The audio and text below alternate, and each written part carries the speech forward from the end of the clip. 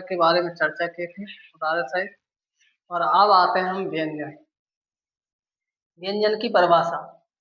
व्यंजन वर्ण क्या है, परिभाषा क्या है? तो देखिए, जिन वर्णों के उच्चारण में फेफड़ों से निकल करके वायु बाहर आकर कहीं न कहीं अवरोध सहित एक विस्फोट के रूप में बाहर निकलती है, उसको हम क्या कहते हैं? व्यंजन कहते हैं। देखिए, व्यंजन के भेद। व्यंजन भी दो प्रकार के होते हैं। व्यंजन भी कितने प्रकार के होते हैं? दो प्रकार के होते हैं, प्रयत्न व्यंजन और उच्चारण स्थान के आधार पर व्यंजन। देखिए, प्रयत्न विधि के आधार पर व्यंजन पहला है स्पर्श व्यंजन। इसमें कवर्ग, टवर्ग, तवर्ग और पवर्ग, यानी कि कहने का तात्पर्य के खे गे गे अड़े टे ठे डे ढे ते थे दे धे पे फे वे वे में। इसमें चवर्ग को शामिल नहीं किया गया है क्योंकि चवर्ग स्पर्श व्यंजन के अंतर्गत नहीं आता है। स्पर्श संघर्षी व्यंजन में चवर्ग आता है। स्पर्श संघर्षी व्यंजन यानी कि चे वाली जो लाइन होती है, चे छे जे जे में, वो जो लाइन होती है वो स्पर्श संघर्षी में आती है।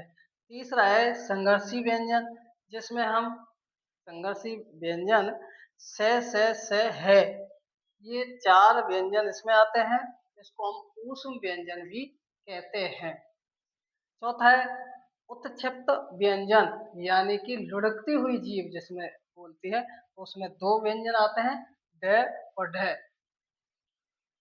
पांचवा है लुंठित या कर्पंथित व्यंजन, यानी कि हमारी जो जीभ है वो कंपित माने कांपती हुई आती है, जैसे रे, इसमें केवल एक ही व्यंजन आता है, रे। छठा है अर्ध स्वर, यानी कि अंतस्थ या ईसत या स्पर्श व्यंजन जिन्हें कहते हैं।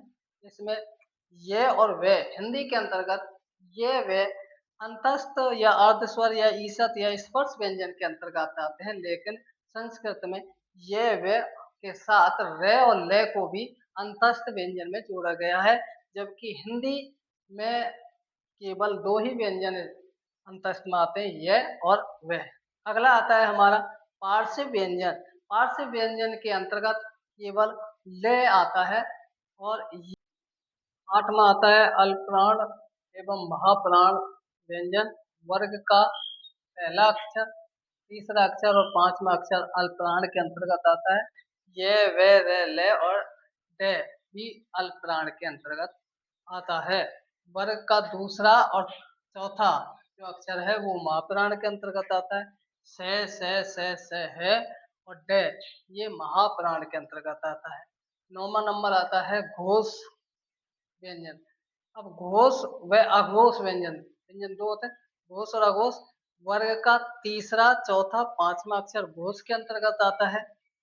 और ये रे ले वे ये भी घोष वर्ण के अंतर्गत व्यंजन के अंतर्गत आता है। वर्ग का पहला और दूसरा अक्षर अघोष वर्ण के अंतर्गत और से यानी कि तीनों से और विसर्ग भी अघोष वर्ण के अंतर्गत आता है। और 10वां नंबर का है नासिके, यानी कि नाक से बोलने वाले व्यंजन वर्ण। तो जो वर्ग का पंचम अक्षर होता है वो नासिके व्यंजन वर्ण कहलाता है, जैसे डे, अड़े, अड़े, ने और मैं।